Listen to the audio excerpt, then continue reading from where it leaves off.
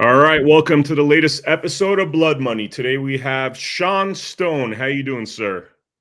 I'm doing all right. Thank you. Man, I'm very excited to have you on our podcast. Let's just dive right into it. I mean, let's go right into your film, and then we could hear about your background later because this is a very exciting series of documentary films, or episodic, I guess you could say. So, tell us all about it, sir. Yeah, so it's called All the President's Men, The Conspiracy Against Trump. And it's a six-part series that'll be coming out on Tucker Carlson Network right after the election. We started this project actually back in 21 with Rudy Giuliani, and then came to this year, springtime, dove into interviews with George Papadopoulos and his wife Simona, Steve Bannon, Kash Patel, Carter Page, Roger Stone, General Flynn, Tucker Carlson.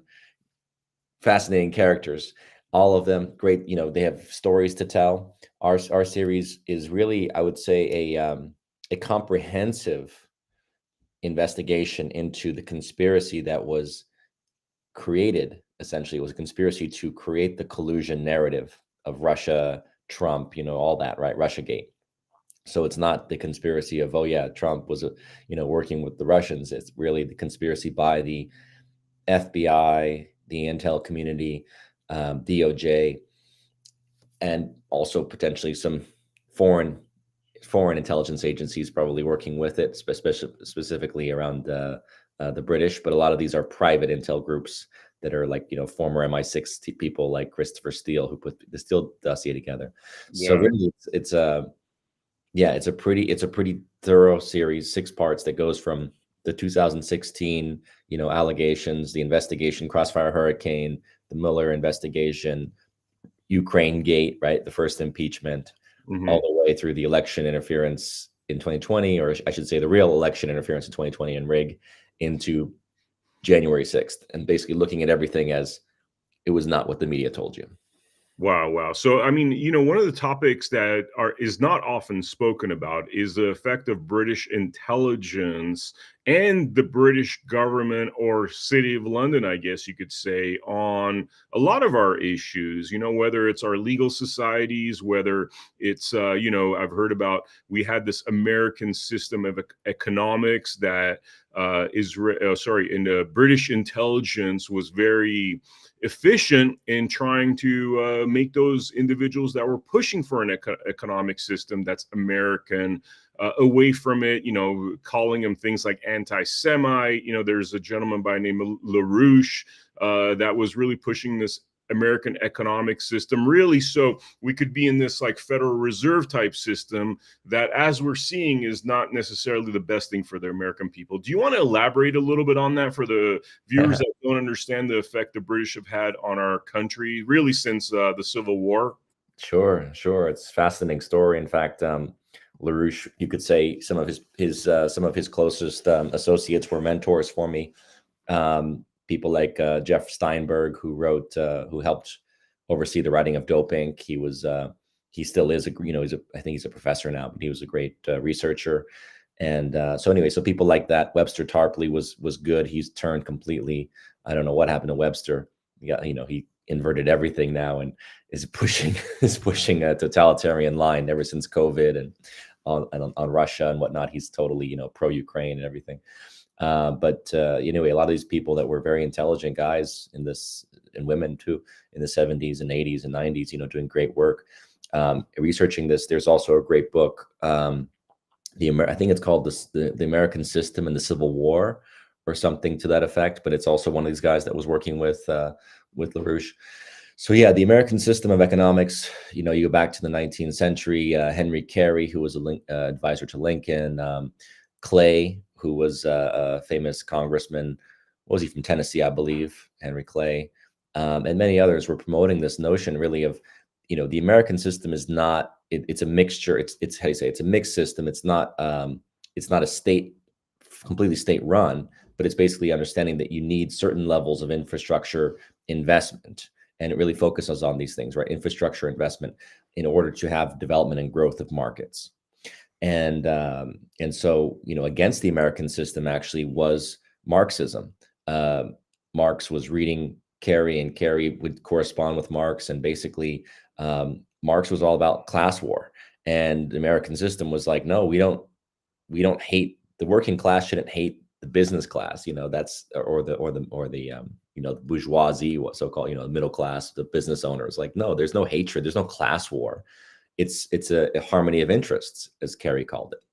It's this notion that Ford implemented, where it's like, I want to pay my workers good wages so that they can then buy my products, right? That's how we've grown as a society, is that people, that wages, basically reflect ability to have purchasing power, and then you need your workers because they are your consumers, right? The imperial model has basically been much more a financial model, which, as I put it, it's like the financier class doesn't care if you are making money as long as you're in debt, right? So it's like they want you to have just enough to be able to service the debt. That's the financier imperialist model, is that everyone becomes a debt slave. The businessman's model is like, no, I want you to be able to, have a good life and to be able to buy products. The financial model is like, sure, you can buy products, but we want you to be in debt doing so.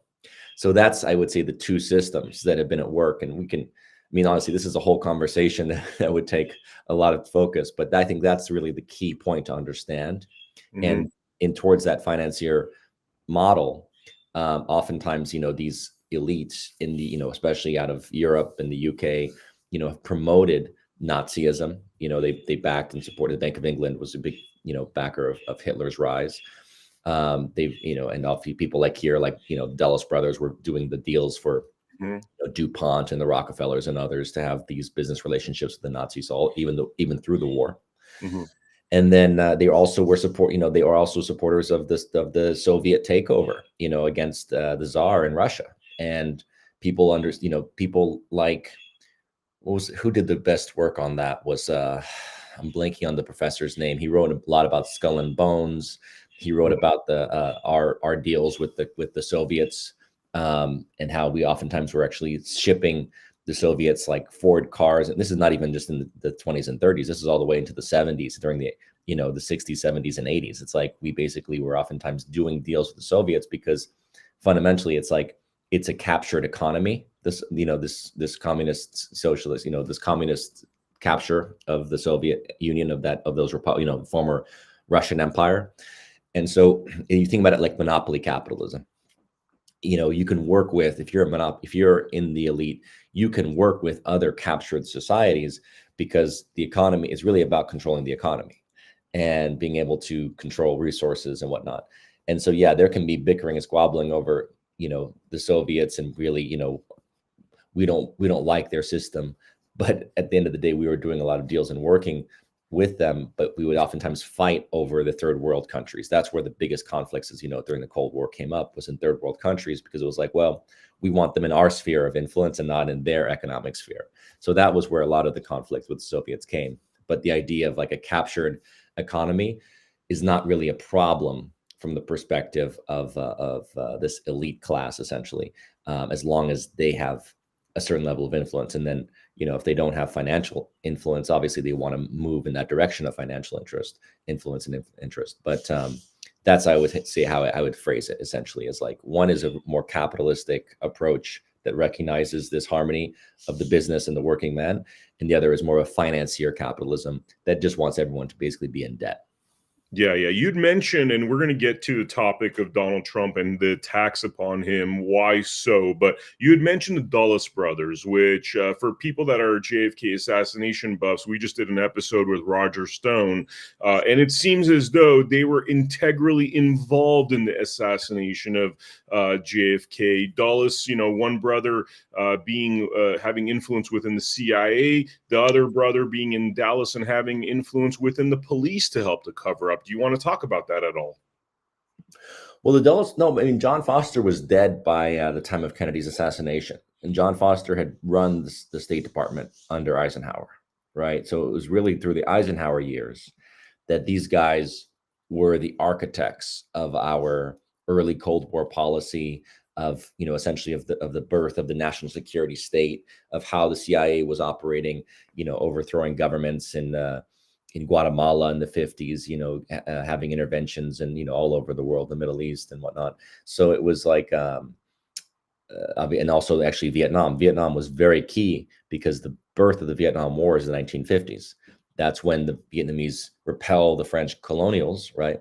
And we basically take over from the French, and especially when it comes to the opium trade, right? The drug traffic.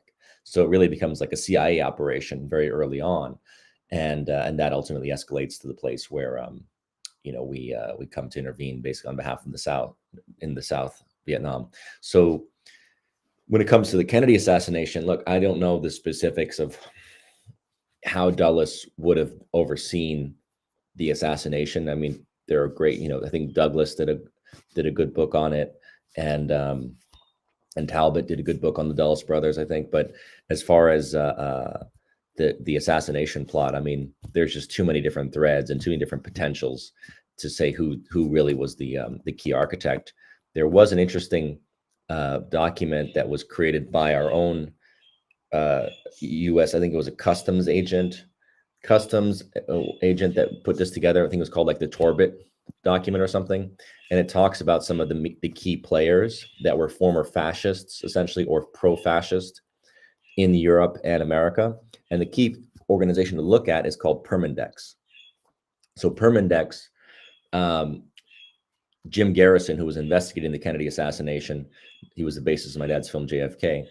He recognized Clay Shaw as one of the potential organizers of the assassination, because Clay Shaw, who was New Orleans trademark guy, business guy, had been a former been OSS, was CIA. The CIA lied and said he wasn't, but he was.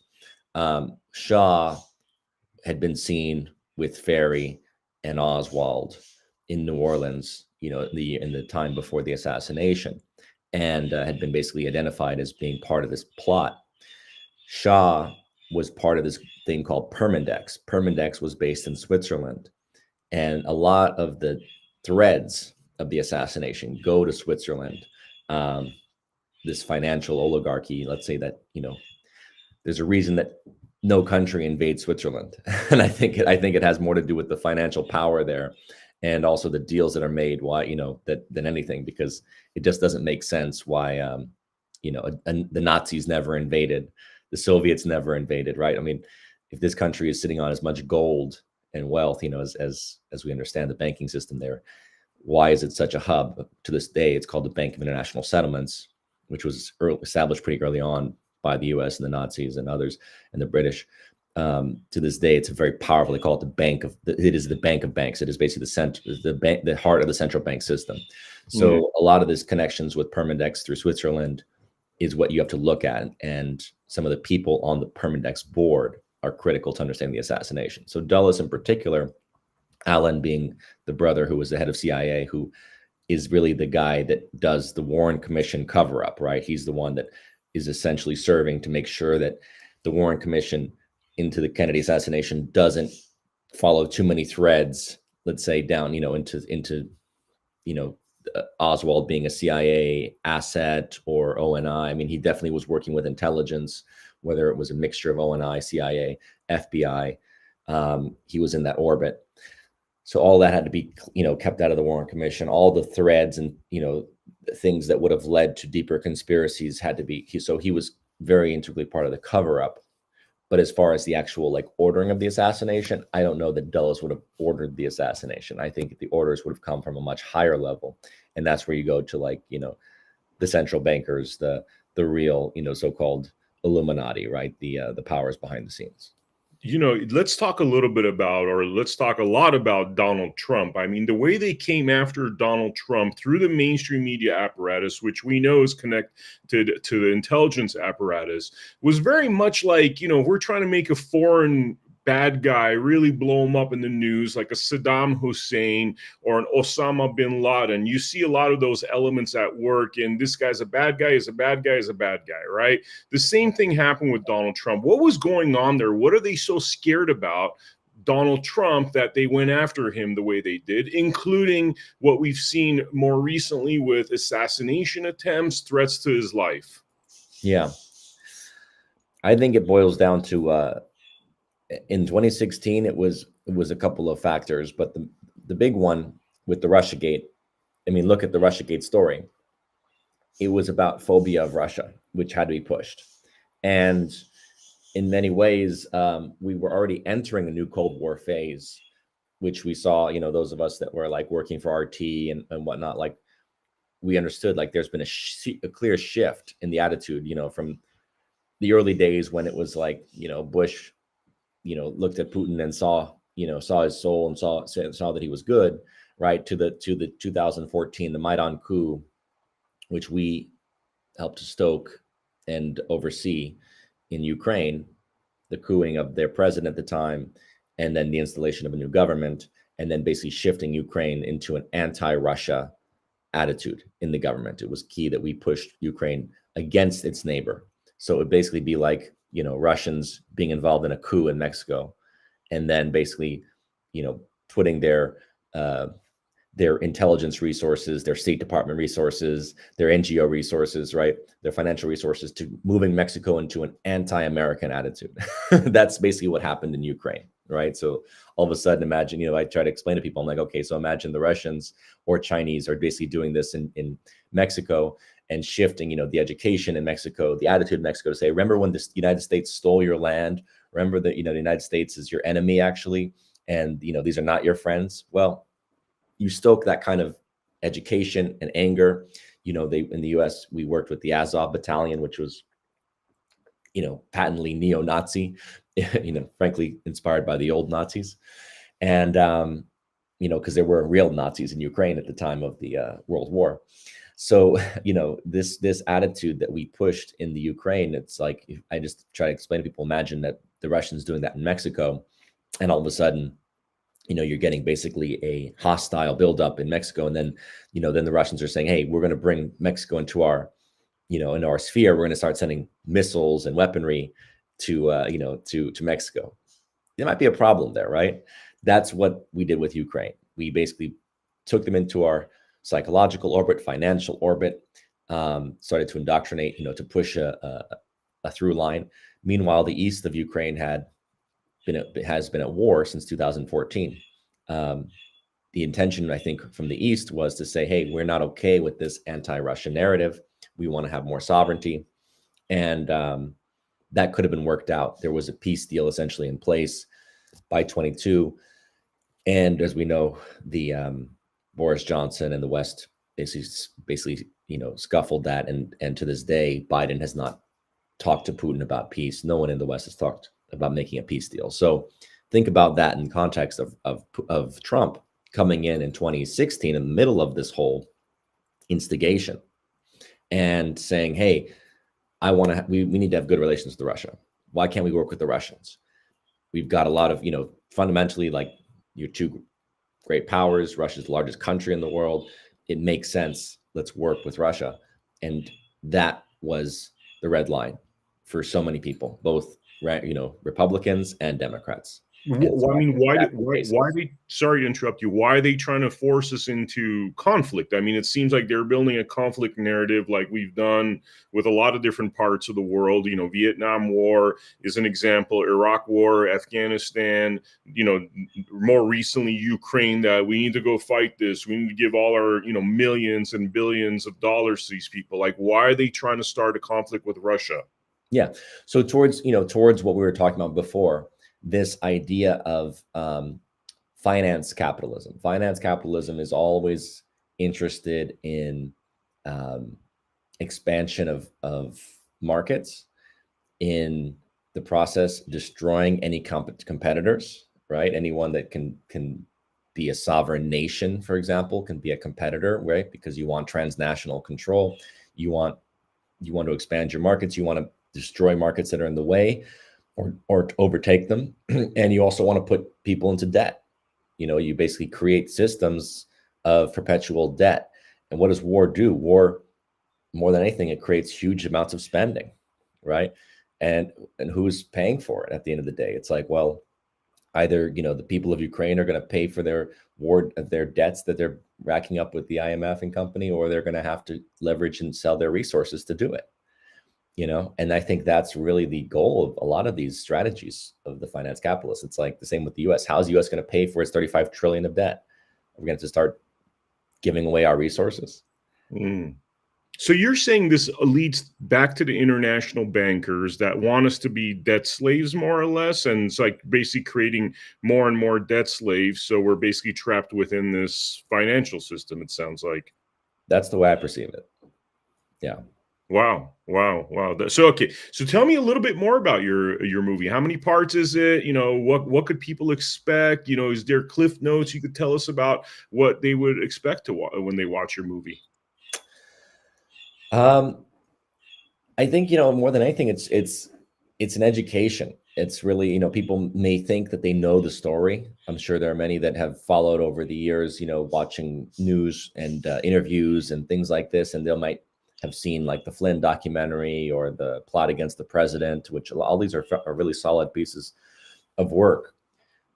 I think that with ours, we get to a nice big picture of how this went down, how many foreign intel agencies and our own intelligences were involved. I mean, some of the information that's come out that we put in has been as recent as the last few years, right?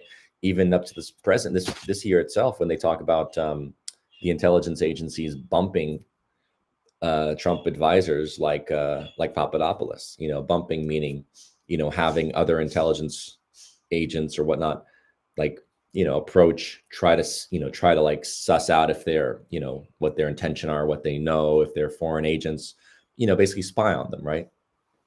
And so a lot of this stuff, also the Durham report came out last year. So we have the evidence in the Durham report of, some of these conversations within the FBI, some of the facts and details that have come out, specifically from spying, that was done by the FBI, in particular. They don't have the CIA and the other, the higher levels of spying that probably went on. We don't have that information, but we do have the FBI, agents that were, or assets that were spying on Papadopoulos and Carter Page and whatnot. So again, we have a lot of information that's only come out more recently, and then we have the big picture of why. And so through this course of the series, I think you'll understand a very interesting agenda, which we kind of, in the heart of it, we call it like globalism versus nationalism, right? And what path do we want to take as a country when you have someone like Trump who represents a more nationalist approach, which is saying, hey, these wars, we don't need to go into these stupid, endless wars that don't help America. There's no national interest for America to instigate a conflict with Russia. That might be the agenda. That might be the agenda of a fanatic elite that thrives off of destabilization, right? What have they done for decades? It's like, let's destabilize Libya, let's destabilize Iraq, let's destabilize Syria.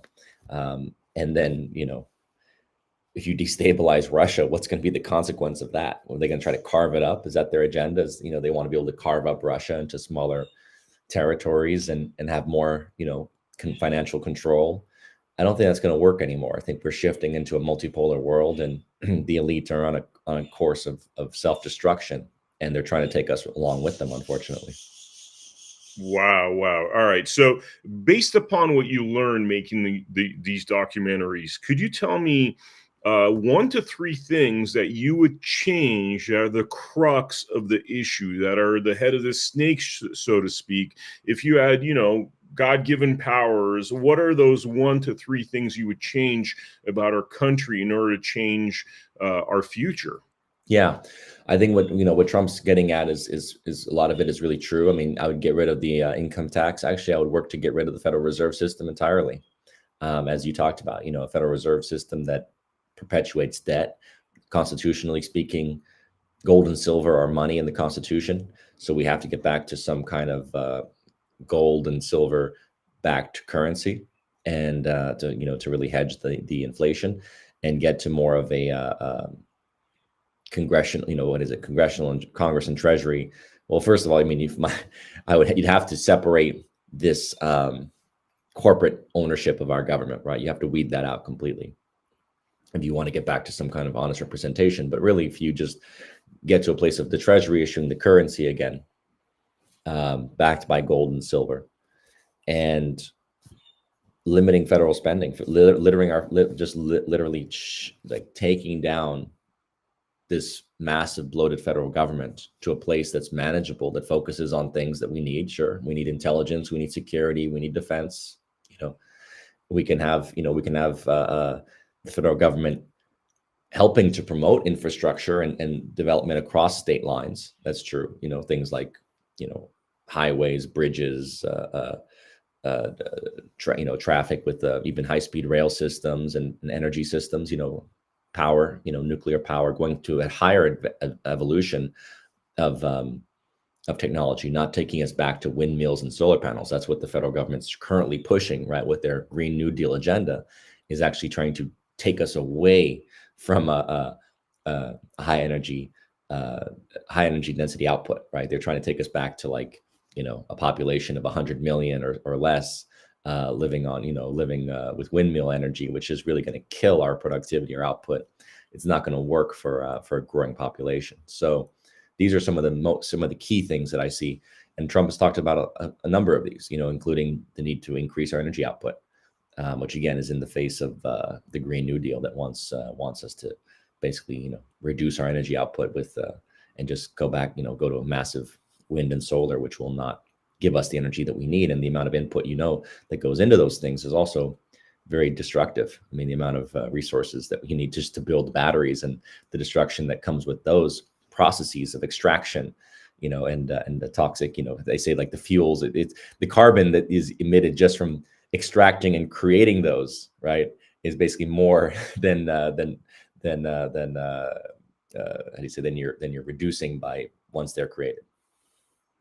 Wow. All right. So, there's a lot of people out there that believe that this entire last 8 years has been part of a big plan of taking down this elite that you're talking about, that keeps us in wars, that keeps us in financial servitude. Some of the Q people, which I've never really followed. I mean, do you think there's been, and I'm not saying, whether to agree or disown this Q concept, but do you think this has been part of a bigger ongoing plan to get us to this point where the people are awakened, they're seeing the problems, they're seeing things like your documentary that really shows where the problem is coming from? Or I mean, what's your thoughts about how this entire last 8 years has been playing out? Yeah, I mean, I'm a big believer in the awakening, because again, I see it from a perspective of someone who's been doing conspiracy research, essentially since I was a kid. And to be able to, to just look on Twitter and see the conversations that are happening and the comments that people are making indicates, man, people are waking up. They're talking about things like America's a republic, we're not a democracy. Who normalized that concept of democracy was Bush Jr. especially, right? I remember in high school when it was like the war on terror, the Patriot Act, all that, and it was like this whole threat to democracy, and we're going to push democracy and democracy. It's like, well, we're not a democracy. We're a republic. We have certain things, and you guys are trying to demolish. Actually, Bush was part of that whole New World Order agenda, like demolishing our sacred rights of privacy, right, and protections in the Bill of Rights with their Patriot Act surveillance apparatus, and this move towards what escalated over the years was like this, basically this power of the federal government over us. And yeah, I think this is key to get back to this notion of the checks and balances within the federal system, but more importantly in the Bill of Rights, if nothing else. If the federal system is, if the checks and balances are screwed up because the corporations have bought the Congress people who write the laws, and the Supreme Court, I'm sorry, I'm not going to leave the fate of our country up to a few old men and women to decide what is the law. I mean, we've seen some decent Supreme Court decisions over the course of the centuries. We've seen some egregious Supreme Courts that were very progressive and basically interpreting laws to basically say, oh yeah, you can even, remember they even allowed people to have what was it called? Sterilization, right? Of, one, two, three generations of retards, something to that effect, right? The court basically said, oh yeah, you can sterilize because you've had too many, one, two, three generations of idiots is enough, right? So they've had terrible decisions on the court. They've had decisions, allowing for forced vaccination of people because of, health crises. So all these things, that are, to me, it's like you can't leave your anything up to the court or to the government, because even as our founders were very clear about, humans, men and women, are not angels, right? So if you leave your fate up to someone else's decision, you have a problem. We've enshrined within our system a Bill of Rights that really says the powers that are not, that we, these rights are given to the people and should not be trampled upon, and they have been, obviously. And then, really, these are only the beginning. The majority of the rights should be left with the people and the states that represent them. And that's what the Ninth and 10th Amendments are all about. It's saying, like, just because we didn't put the rights specifically in here, like your right to bear arms or to assemble or freedom of speech and press and religion and to be private in your person, all that, great. We're just giving you some examples. The rest are really up to you. Don't let the federal government take that away. That's really the key of understanding our Bill of Rights. So there was this thing I heard about called the original 13th Amendment, where, we're talking about checks and balances, right? But you have this reality, which is that the judiciary is filled with what I call bar agents, members of the bar. And then you have our Congress and Senate filled with about 75% bar agents, aka attorneys. Could you talk a little bit about that if you know anything about that topic? Only to a certain extent. I mean, if you ever notice, if you're going, like, dealing with the court, right? And Jordan Maxwell was great at this kind of stuff. He would just sit there and, like, look, it's a system that you're not really, how do you say, you have to have a representative represent you, right? You're not alive. You're not, if you try to be what is the term? Like, you can try to represent yourself, but fundamentally it's a system that doesn't consider you as valid, unless you're a lawyer. So when you go to the bar, and it's like there's the Watergate, and then it's it's all naval. It's all maritime legal structures there, right? And there's like the bank or the bench, where the judge sits, and that's basically the bank. Like, how do you say, that's land.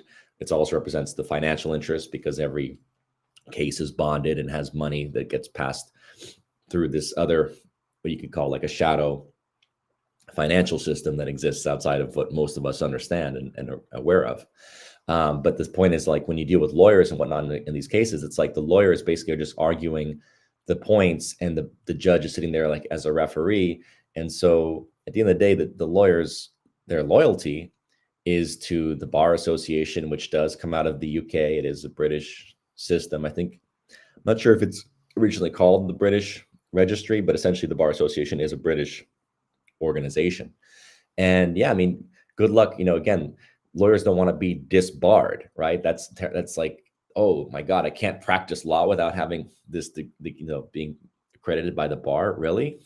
You can't. I think you should be able to be an advocate no matter what, whether or not you're accredited by the bar or not. Your loyalty and your affiliation should not be determined by this association. And as we've seen with people like Giuliani in our story, he was disbarred for taking up cases that were considered unpopular, and now he's being, charged as a conspirator for taking up these cases. So it shows you the system is really rigged in a certain way, and that's why a lot of people have no problem when it comes to, like, oh yeah, if some young black kid gets sentenced to a death sentence, for example, right, and then we find out, no, he had no proper defense, or they basically just railroaded him. There was no, then there's some exculpatory evidence that comes out, and a lot of people be like, oh yeah, I totally believe that, right? But then it comes to, like, the higher levels, and they're like, oh no, the system is not rigged, or the system is fine, it's fair, right? But they don't see that it's the same system no matter what the level is. That's essentially, it's very hard to, let's just say, to have a really fair trial in this country. It doesn't matter. It may have the appearance of fairness. It may look good. It might, from outsider perspective, but within the inside of it. And that's why you get cases like ours, where you have the Papadopoulos who, gets sentenced to, to prison for lying to the FBI And it's like, well, there was no stenographer, there was no recording, there was no like, hey, swearing an oath before talking to anyone. He didn't have legal representation even when he talked to them. And so if he misremembered or said things that were inaccurate, that's lying to the FBI and can be prosecuted. So these are the kind of things you'll see in our story. Or Flynn, going, essentially being, they railroaded Flynn on this and that and the other. And ultimately his counsel, Sidney Powell, had actually done a great book about the Enron case, which a lot of us grew up, seeing, oh, Enron, this corrupt company. But she actually did a great book exposing how the DOJ people were very corrupt in their prosecution of Enron. So the DOJ in general is much more corrupt than people realize. And they think of, oh, the Justice Department, that's the government, they must be the good guys. It's not that simple. Yeah. I mean, if you don't mind me sharing a quick personal story, recently I was accused of being a potential third Trump assassin. Turned out to be complete nonsense. I've already released all the evidence, and everybody, definitely in our grassroots movement knows that this was nonsense. But one of the comments that this sheriff who falsely accused me on the international stage had said was that, oh, he'll never be able to afford the legal fees to fight this. And so he made it very clear that there's a legal barrier, not that, I don't have the 100% truth on my side, but that there's a legal barrier because of how much it costs due to attorneys that would prevent me from essentially prosecuting the issue because of the bad things he did. I mean, what do you think about that kind of situation? Is that evidence that really we're not really talking about justice? We're talking about the bar of entry being so high because of these legal societies that now we're not in a common law situation where a regular guy could walk in a court, defend his rights, and even, prosecute any issues. I mean, what do you think's going on there? Oh, I mean, it's a nature of this beast system that has become, there's so many codes and so many laws, and I'm not surprised by what you're saying. I think, people realize how much gets spent on lawyers. I mean, listen, I think it's corrupt for lawyers to charge you by the hour. And I think we work in, obviously there's many different fields, right? If you're in a service job and let's say you're a 9-to-5 person and, yeah, sure, maybe you get paid by the hour. If a lawyer sits there and reads a book and they say, oh, I read this book and it took me 3 hours, they're going to charge you 3 hours, right?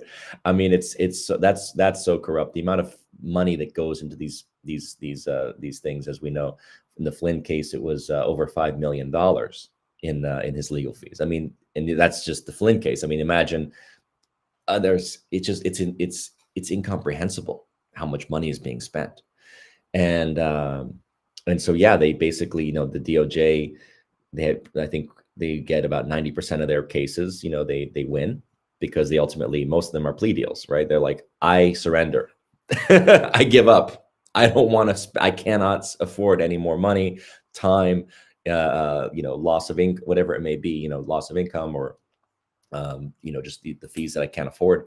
And you'll surrender and you'll say, hey, let me make a plea. Mm-hmm. Sean, is there anything that we didn't talk about that's worth mentioning before we start wrapping this episode up?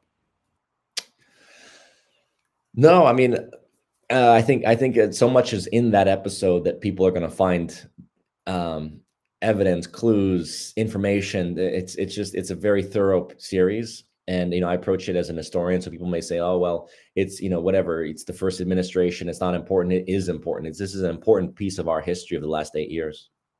Thank you so much, Sean. I really appreciate you coming on to our podcast. And for the viewers out there, make sure you check out americahappens.com, where we have all of our featured content. See you guys on the next episode of Blood Money. Take care.